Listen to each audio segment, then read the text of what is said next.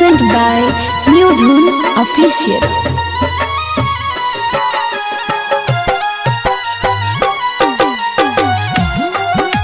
Recording by SR Studio, Ludhiana. राखी बंधाई कुछो चाही ना भैया, खोज दीहानी मन घर दुआर हो।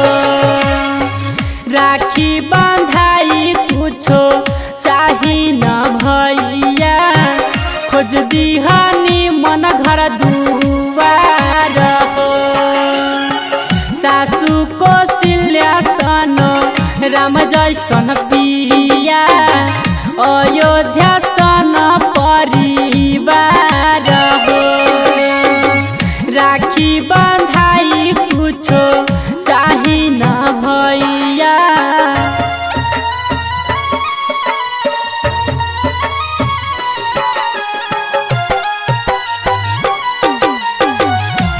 Present by New Dhun Official.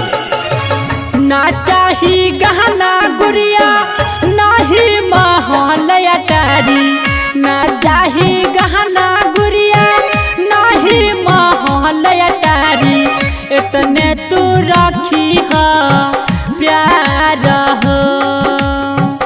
राखी बंधाई कुछो चाही ना भैया, खोज दीहानी मन घर दुआर हो। सासू कौशल्या सन राम जैसन पिया, लक्ष्मण जैसन देवर हो।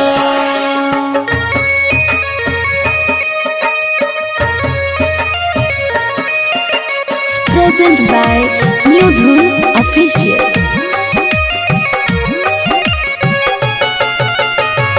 इतने तू दुआ करी हो हरदम सुहागिन रखी हो।